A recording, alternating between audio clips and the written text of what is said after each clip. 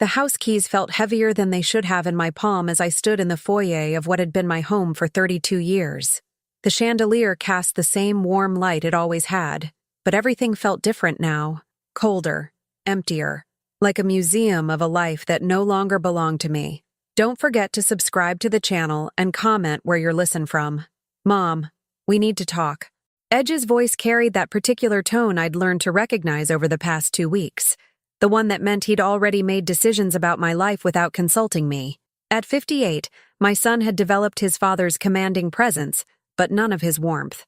Mary, his wife of 15 years, stood beside him with her arms crossed, her designer handbag clutched like a shield. I was 62 years old, and for the first time in my adult life, I felt truly alone. Of course, dear. I set my purse on the mahogany table where Marshall used to sort through his business correspondence. The surface was bare now, polished to a shine that reflected nothing but my own tired face. What's on your mind?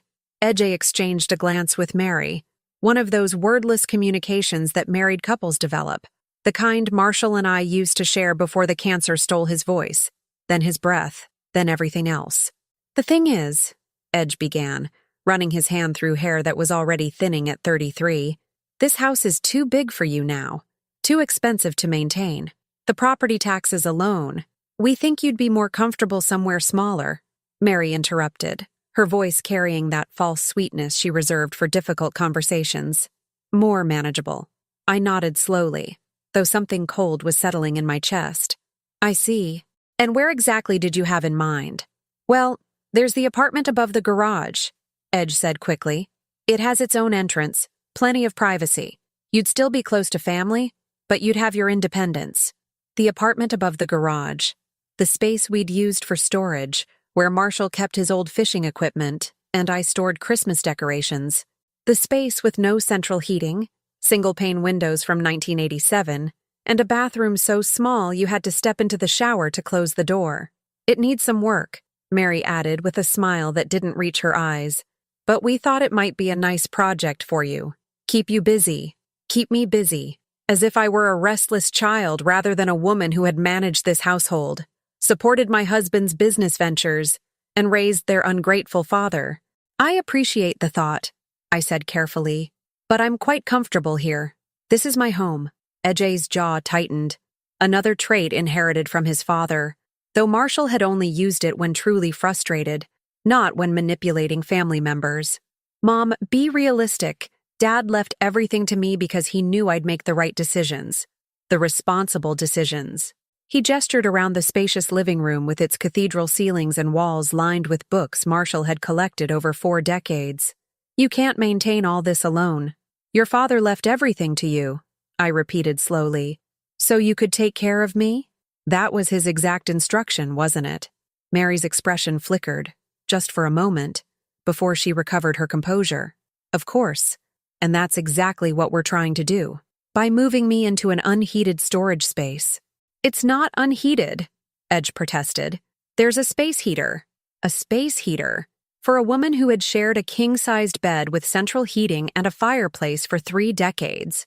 I looked around the room where Marshall and I had hosted dinner parties for his business associates, where we'd celebrated Edge's graduation, where we'd spent countless quiet evenings reading together while snow fell outside the French doors. The Persian rug beneath my feet had been an anniversary gift, Marshall's way of apologizing for missing our 20th because of a business trip to Chicago. When would this transition need to happen? I asked. Well, we were thinking this weekend, Mary said. We've already started clearing out the space, and the moving truck is available Saturday. This weekend, 4 days from now. They'd already made arrangements, already decided my fate while I sat beside Marshall's hospital bed, holding his hand as machines counted down his final heartbeats. I see. I picked up my purse, checking to make sure my car keys were still inside. Well, this is certainly something to consider. Mom, we really think it's for the best, Edge said, and for a moment his voice carried an echo of the little boy who used to climb into my lap when thunderstorms frightened him. You'll be happier with less responsibility.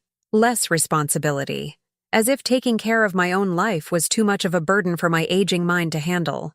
I'm sure you've given this a great deal of thought, I said. Let me sleep on it. Actually, Mary interjected, We were hoping to get your answer tonight. The movers need confirmation, and we've already put deposits down on some improvements to the apartment. Improvements. I wondered if that included insulation, or if they planned to let me freeze through the autumn, while they enjoyed the warmth of the house I'd called home for over half my life. I looked at my son, really looked at him. His face had hardened over the years, developing lines of impatience and entitlement that I didn't remember from his youth. When had he stopped seeing me as his mother and started seeing me as an obligation? You know what? I said, my voice steady despite the tremor in my chest. I think I'll go stay at a hotel tonight. Give myself some space to think this through properly. E.G.'s eyebrows shot up. A hotel? Mom, that's ridiculous. You don't need to. I think I do. I adjusted the strap of my purse and walked toward the front door. I'll be in touch. Mom, wait. Mary's voice had lost its false sweetness, revealing something sharper underneath. We really need an answer tonight. The contractors are coming Monday, and if you're not going to cooperate... I turned back to face them both, these two people who had inherited everything my husband and I had built together, who were now treating me like an inconvenient piece of furniture to be shuffled into storage. If I'm not going to cooperate, what exactly? I asked quietly. The silence that followed was answer enough. I'll be at the Marriott downtown, I said. Room service and heated floors. I think I've earned a little luxury after 32 years of maintaining this house. I opened the front door, breathing in the crisp October air that smelled of dying leaves and approaching winter. Behind me, I heard Edge and Mary whispering urgently, but I didn't turn around.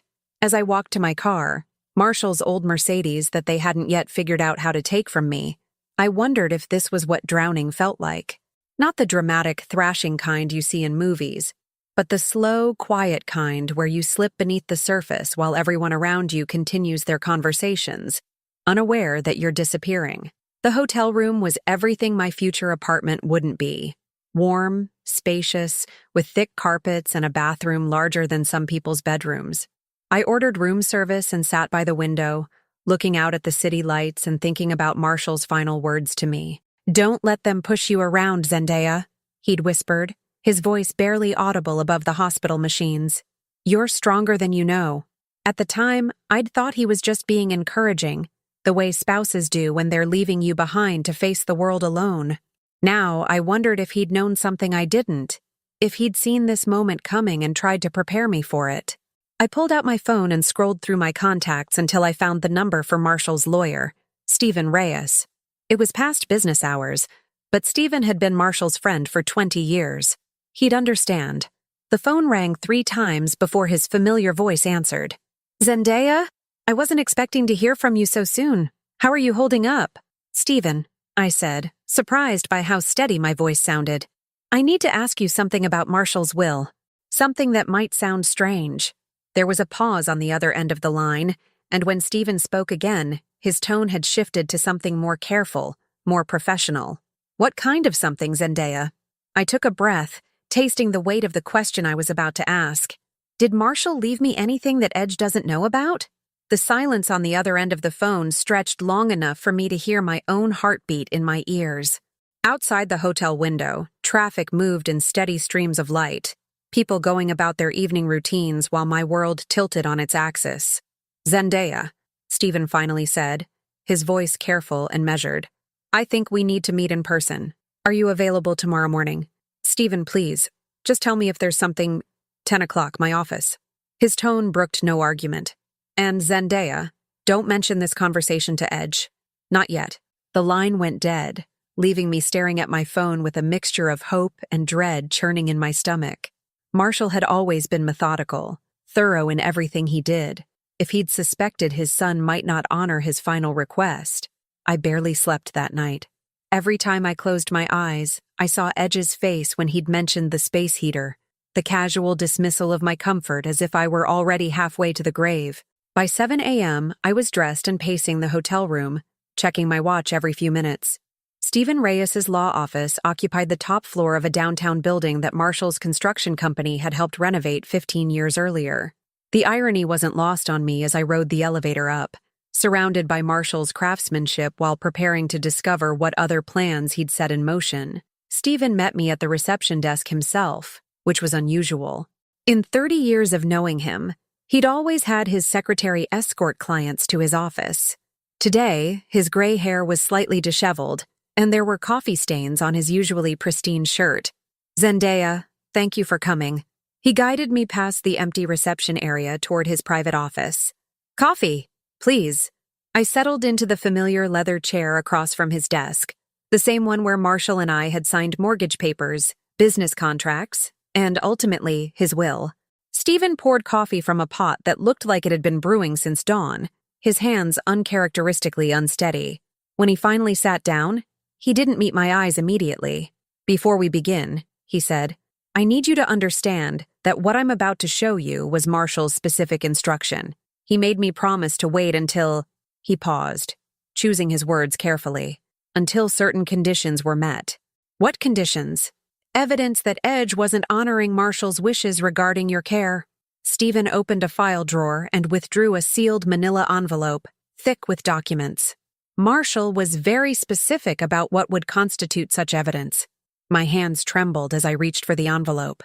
Marshall's handwriting was on the front, in the careful script I'd seen on thousands of grocery lists and birthday cards over the years. "For Zendaya, when she needs it most." "He came to me 3 months before he died," Stephen continued. "Said he was worried about Edgy's attitude toward money, toward responsibility. He'd noticed changes. I thought about Edge's increasingly frequent visits during Marshall's illness, always asking about business accounts, investment portfolios, property values. I'd assumed he was trying to prepare himself for eventual responsibilities. Now, I wondered if he'd been calculating his inheritance." "What's in here?" I asked, holding the envelope against my chest. "A second will," Stephen said quietly. "One that supersedes the first under specific circumstances." My breath caught. A second will? Marshall was brilliant, Zendaya. He knew that if he left everything directly to you, Edge might contest it, claim his father wasn't in his right mind due to the cancer medications. So he created what's essentially a trap. I stared at the envelope, afraid to open it, afraid not to. He left everything to Edge publicly, knowing that if Edge honored his promise to care for you, then no harm was done. The second will would never need to be activated. Stephen leaned forward. "But if Edge mistreated you, tried to push you aside or take advantage of your grief, then what? Then everything reverts to you immediately. The house, the business accounts, the investment portfolios, even the life insurance policies. All of it."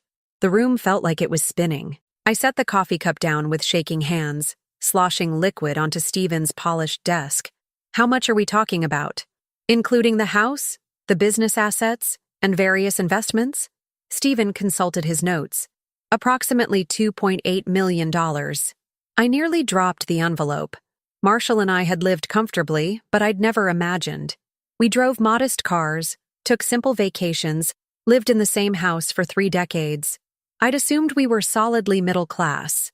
Marshall was very good at hiding his success," Stephen said gently. "He didn't want to change how you lived, didn't want money to complicate your family relationships, but he also didn't want you to be vulnerable if something happened to him. And the conditions for activating this second will?"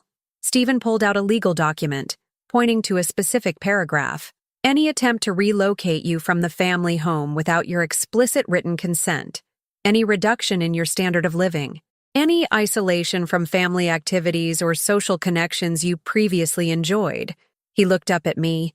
"Moving you into an unheated garage apartment would certainly qualify." I thought about yesterday's conversation, Edge and Mary's confident assumption that I would simply comply with their plans. They'd been so certain of their power, so dismissive of my autonomy. "There's more," Stephen continued. "Marshall also established a separate account in your name only, money that was never part of the estate Edge inherited. It's been earning interest for the past 2 weeks. How much? $50,000. Enough to give you immediate independence while the legal transfer of the other assets is processed. $50,000. I'd been preparing to accept a space heater and a bathroom the size of a closet, while I already had enough money to live anywhere I wanted. Why didn't you tell me this sooner?" "Because Marshall made me promise to wait until you needed it. He said if Edge honored his commitment, you'd never need to know about any of this. You could continue living in the house, and when you eventually passed, everything would go to Edge anyway. Stephen's expression was grim. He hoped his son was better than this. I opened the envelope with trembling fingers. Inside were legal documents, bank statements, property deeds, all the paperwork that would make me wealthy in my own right. But more than that, they were proof that Marshall had seen this moment coming, had protected me even from beyond the grave. What do I need to do to activate this? I'll need documented evidence of Edge's failure to honor his father's wishes. Do you have anything in writing? I thought about the conversation yesterday, all of it verbal. They want me moved out by this weekend. They've already made arrangements. Perfect. If you can get them to put that in writing, an email, a text message, anything that shows they're forcing you from your home, that's all I need. And then I file the paperwork with the court, and within 48 hours, everything transfers back to you. AJ will wake up Tuesday morning no longer owning the house he's trying to evict you from. The irony was beautiful in its symmetry. Marshall's final lesson to his son: treat your mother with respect, or lose everything you've taken for granted. There's one more thing, Stephen said, sliding another document across the desk. Marshall also prepared this. It was a job offer. Chief financial consultant for Reyes and Associates, Marshall's old law firm. Part-time position, flexible hours, competitive salary. Marshall knew you had an excellent head for numbers, Zendaya. He always regretted that you'd put your career aside to support his business ventures. This position would give you purpose beyond just managing your inheritance. I stared at the job offer, remembering the accounting degree I'd earned 40 years ago, before Edge was born, before I'd become Marshall's unofficial business partner and full-time homemaker. I'd been good with numbers once, had enjoyed the logic and precision of financial planning. He thought of everything, I whispered. He loved you, Stephen said simply, and he was furious at the end, realizing what Edge was becoming. This was his way of making sure you'd never be at anyone's mercy again. I gathered the documents, slipping them back into the envelope with hands that were steadier now. The vulnerable widow who'd entered this office an hour ago was gone, replaced by someone I'd forgotten existed. Zendaya the strategist, the woman who'd helped Marshall build his business from nothing. I need to go home, I said. Are you sure? If Edge pressures you. Oh, he'll pressure me. I stood up, adjusting my purse strap with new confidence. But this time, I want him to. I want him to put his demands in writing. I want him to document exactly how little he thinks of his mother. Stephen smiled, the first genuine expression I'd seen from him all morning. Marshall would be proud.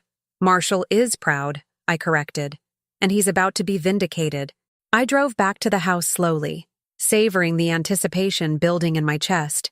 Edge's Mercedes was still in the driveway, along with Mary's BMW. They were probably inside planning their renovations, deciding how to redecorate the home they thought they now owned. I parked beside Edge's car and sat for a moment, looking up at the house that had been my sanctuary for 3 decades. Tomorrow, it might be mine again. But more importantly, I would be mine again. Not the grieving widow they could manipulate, but the woman Marshall had always known I could be. My phone buzzed with a text message from Edge. Mom, we need your decision today. The contractors start Monday. Perfect. I smiled as I typed my response. I'll need that in writing. Send me an email with all the details about the move, the timeline, and the arrangements you've made. I want everything documented properly. I was about to give my son exactly what he'd asked for, and in the process, hand him the rope that would hang his inheritance. The house felt different when I walked through the front door, not because anything had changed, but because I had. The chandelier still cast the same warm light, the Persian rug still cushioned my steps, but now I knew these weren't just memories of my past. They were assets I was about to reclaim. Mom, thank God you're back. Edge appeared from the kitchen, his phone in his hand. We were starting to worry. Were you? I set my purse on the mahogany table, the same spot as yesterday, but this time I didn't see my tired reflection in its surface. Instead, I saw Marshall's hands sorting through business documents, making the careful calculations that had built our fortune. How thoughtful. Mary emerged from the living room carrying a measuring tape and a notebook filled with what looked like decorating plans. She'd already started redesigning my home in her mind. We got your text about wanting everything in writing, she said, her tone slightly sharp. That seems unnecessary for family. On the contrary, I replied, settling into Marshall's favorite armchair, a leather recliner that had molded to his shape over 20 years. At my age, I find it helpful to have important decisions documented. My memory isn't what it used to be. The lie came easily. My memory was perfectly sharp, sharpened further by the knowledge now burning in my chest like a coal waiting to ignite. Of course, Mom. Whatever makes you comfortable. Edge sat on the couch across from me, his expression carefully patient. Mary and I spent the morning looking at the apartment space. We've got some great ideas for making it cozy. Cozy, I repeated the word, tasting its inadequacy. Tell me about these ideas. Mary consulted her notebook with the enthusiasm of someone planning a dream home rather than a prison. Well, we thought we'd start with some space heaters, maybe 2 or 3 to really warm it up. And we found these adorable, compact furniture pieces that would maximize the limited square footage. Limited square footage, I echoed. How limited are we talking about? It's about 400 square feet total, Edge said quickly. But that's plenty for one person. Efficient living is very popular these days. 400 square feet. My current bedroom was larger than that. And you mentioned contractors starting Monday? Right. We've got a team coming in to install some basic insulation, update the electrical, nothing fancy, but enough to make it livable. Mary's pen hovered over her notebook. We really do need your confirmation today, though. We've put deposits down. Of course. I understand the importance of timelines. I leaned back in Marshall's chair, feeling the weight of the envelope in my purse like a secret weapon. Why don't you send me that email we discussed? Include all the details, the timeline, the contractors, the deposits you've paid, and maybe outline the living arrangements you have in mind. Edge and Mary exchanged another one of their wordless looks. This time, I recognized the communication for what it was, concerned that I was being more difficult than expected. Is there something specific you want to know? Edgy asked. Everything, I said simply. The square footage, the heating arrangements, the estimated move-in date. I want to understand exactly what my new life will look like. Your new life? Mary's voice carried a note of irritation she didn't quite manage to hide. It's not like you're moving to another planet. You'll still be on the same property, in a 400 square foot space above a garage, with your own entrance and complete privacy, Edge added. Think of it as downsizing, simplifying, as if my life had become too complicated for my aging brain to handle. And what happens to this house while I'm simplifying? Well, Mary and I will move in, obviously. Take care of maintenance. Keep everything in good condition. Edge's tone suggested this was obvious, even generous. It's a big responsibility, but we're willing to take it on. How noble of you. If Edge heard the edge in my voice, he chose to ignore it. We know Dad would want the house to stay in the family. Marshall's voice echoed in my memory. Don't let them push you around, Zendaya. You're stronger than you know. Yes, I said quietly. I'm sure he had very specific ideas about what he wanted. My phone buzzed. A text from Stephen Reyes. Are you getting the documentation we discussed? I stood up, smoothing my skirt. I should let you two get back to your planning. I'll wait for that email. Mom? Wait. Edgy rose as well, his expression shifting to something that might have been genuine concern if I didn't know better. I know this is a big change. But you'll see, once you're settled, you'll wonder why you were worried. Less house to clean, lower utility bills, no yard work to worry about. No yard work. Because the garden where I'd grown tomatoes and roses for 30 years was apparently beyond my capabilities now. It sounds like you've thought of everything, I said. We have. We really want what's best for you. Mary nodded enthusiastically. And you'll still be close to family. We'll probably see you more than we do now. When they needed something, no doubt. A babysitter for the grandchildren they'd never given me, or help with household tasks once they realized maintaining a 4,000 square foot home was more work than they'd anticipated. I'll be in my room, I announced, resting while I consider your generous offer. I climbed the stairs to the master bedroom I'd shared with Marshall for 3 decades, closing the door behind me with a soft click. The room still smelled faintly of his cologne, a cedar and sandalwood scent that had become as familiar as my own heartbeat. I sat on the edge of our king-sized bed and pulled out my phone, scrolling through the contact list until I found what I was looking for. Joy Hader, my oldest friend, and the one person who'd known me before I became Marshall's wife and Edge's mother. Zendaya, I was just thinking about you. How are you holding up, honey? Joy's warm voice nearly undid my composure. She was the only person who still called me by my name instead of Mom or Mrs. Bradford. I'm in trouble, Pat. What kind of trouble? Do you need me to come over? I looked around the bedroom, at the photos of family vacations, the book stacked on Marshall's nightstand, the jewelry box where I kept the pearl earrings he'd given me for our 10th anniversary. Edge wants to move me into the garage apartment. The silence on the other end of the line stretched long enough for me to wonder if the call had dropped. He wants to what now? 400 square feet above the garage. Space heaters for warmth. He says it's for my own good. That little shit. Joy had never liked Edge. Had always said he was too much like Marshall's difficult brother.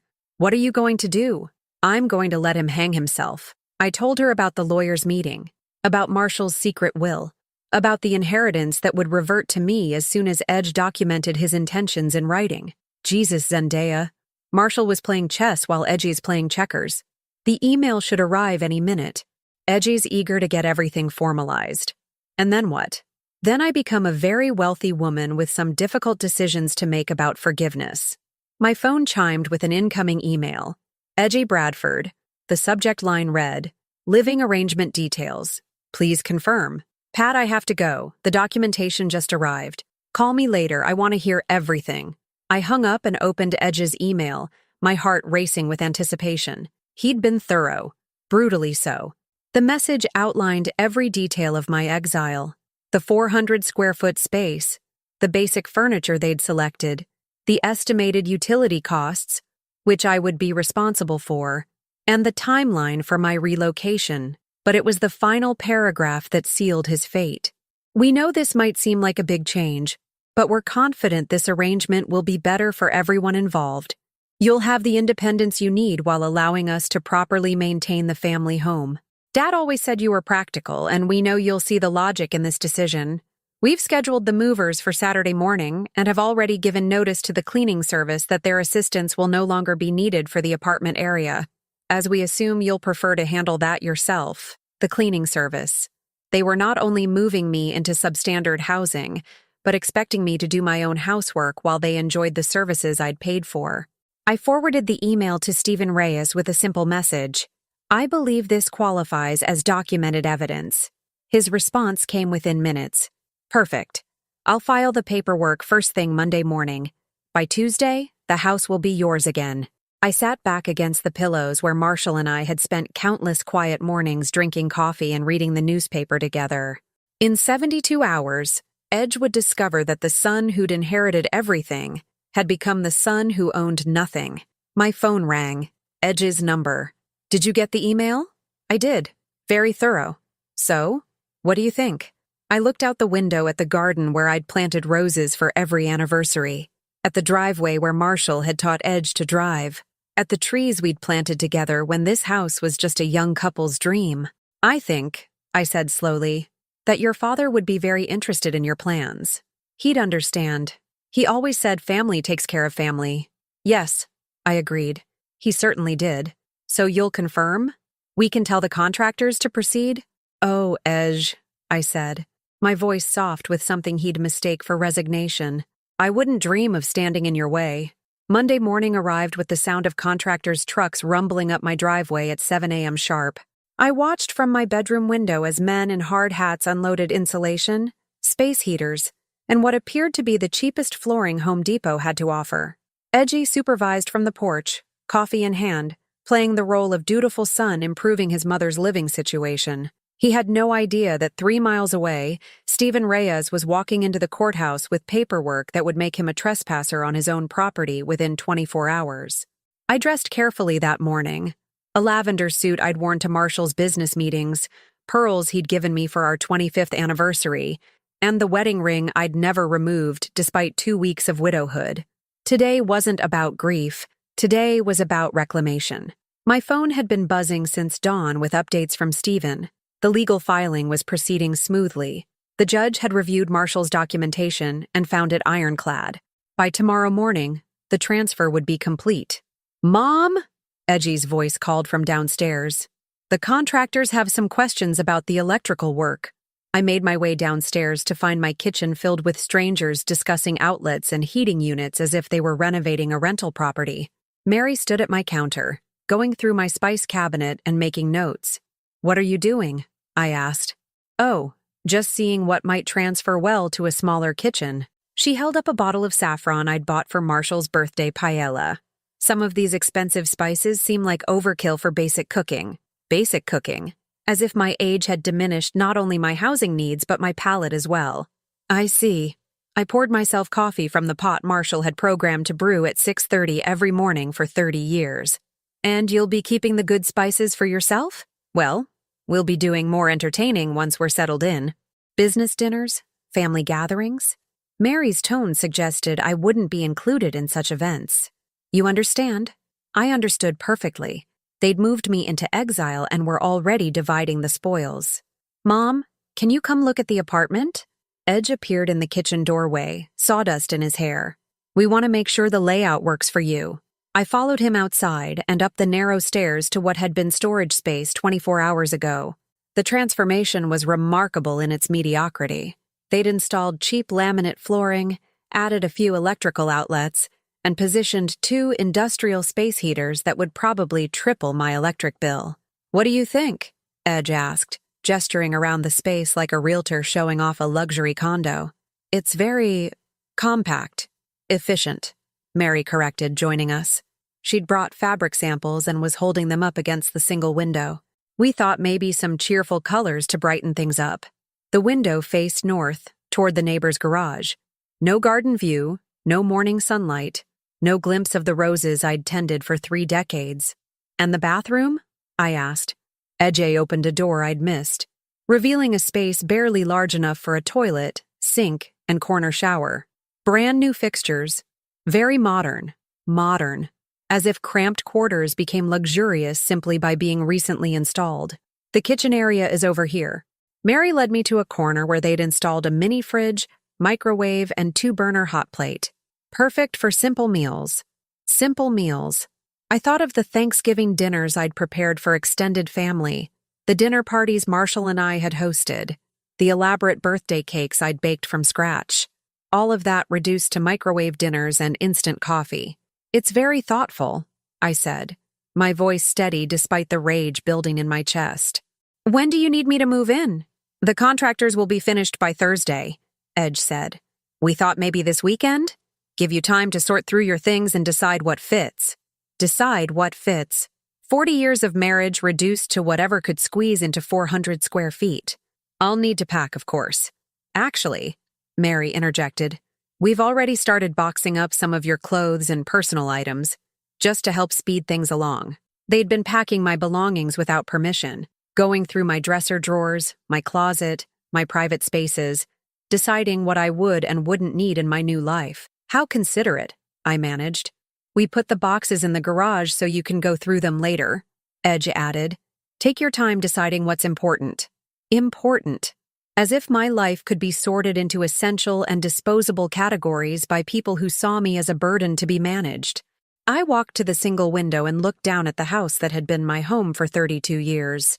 From this angle, I could see into the master bedroom where Marshall and I had shared our last conversation, where he'd whispered his warning about not letting anyone push me around.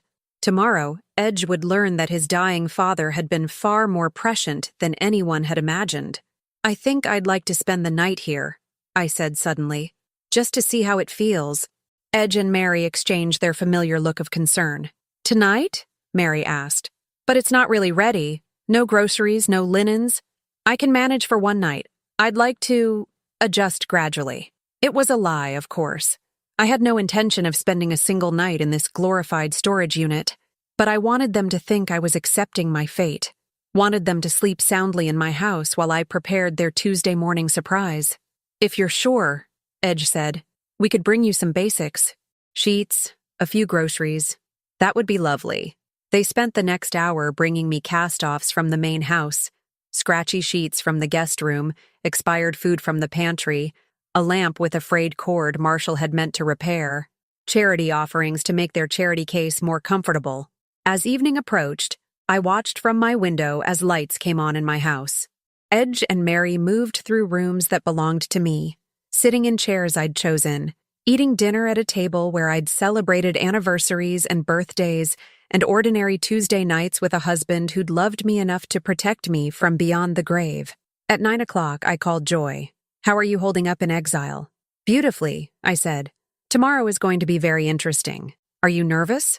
I looked around the cramped space, at the space heaters humming loudly in the corners, at the view of absolutely nothing from my single window.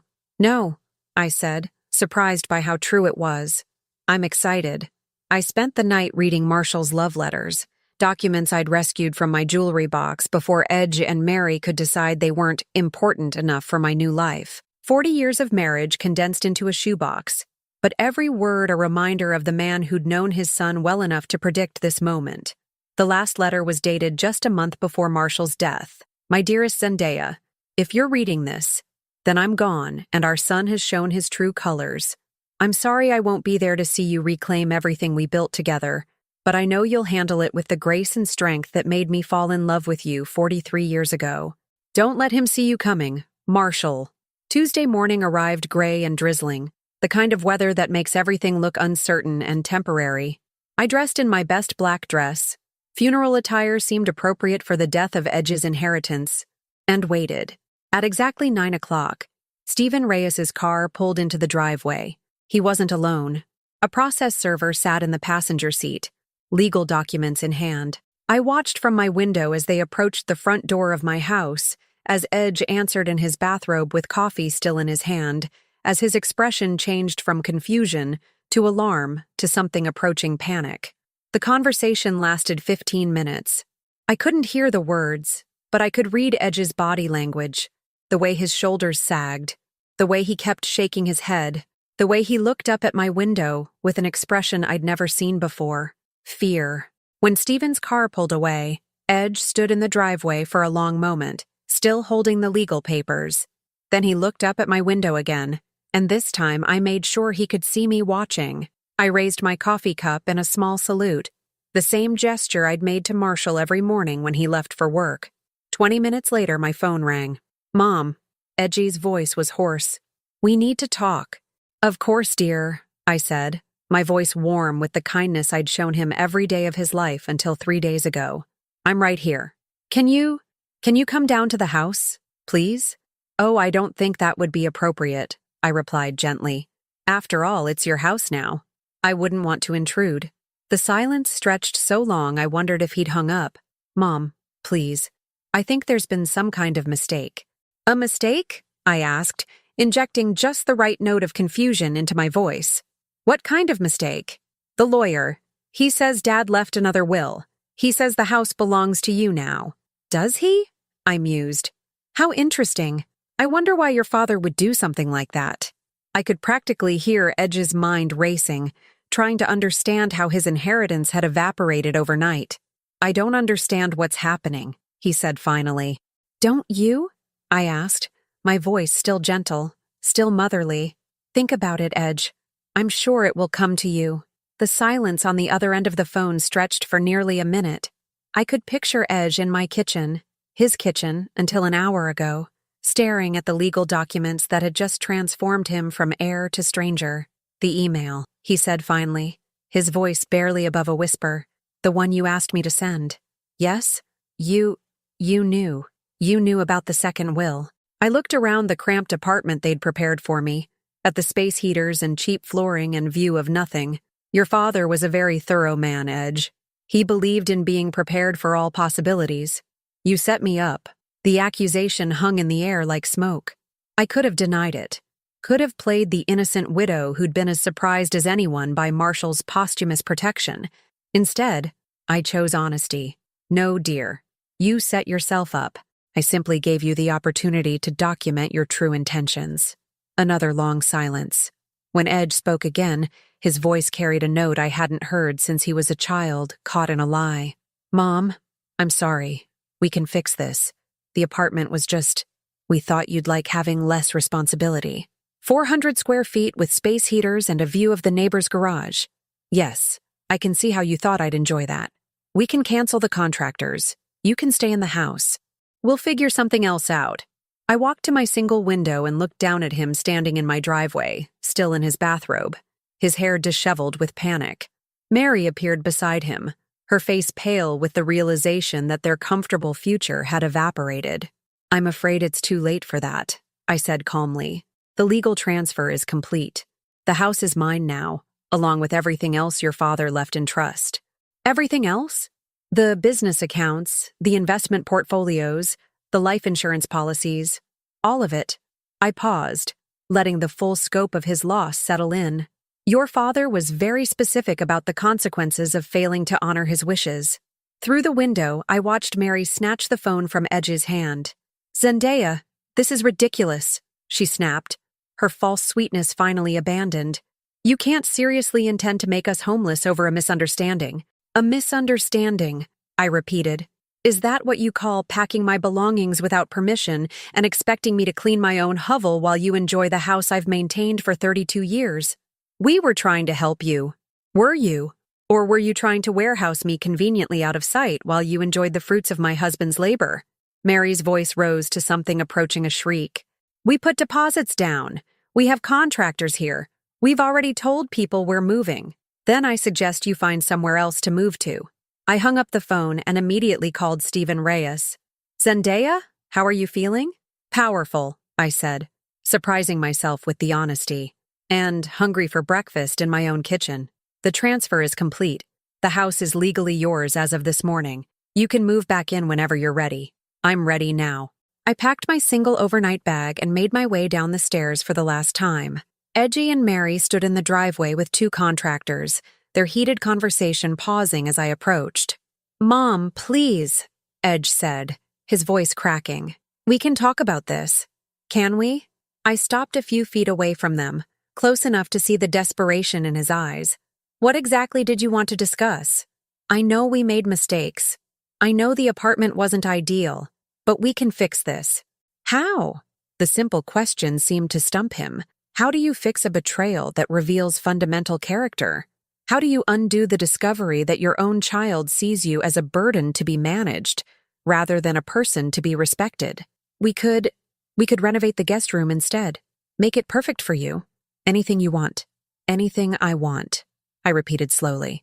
In my own house. How generous. Mary stepped forward, her face flushed with anger. This is insane. Marshall never would have wanted this. He left everything to Edge because he trusted him to make good decisions. You're right, I said. Marshall trusted Edge completely. That's why he prepared for the possibility that his trust might be misplaced. But we're family. Edge's voice carried a note of genuine anguish now. You can't just cut us off. I looked at my son, really looked at him, and for a moment saw the little boy who used to climb into my lap during thunderstorms. The child who'd brought me dandelions from the yard and called them flowers. The teenager who'd cried in my arms when his first girlfriend broke his heart.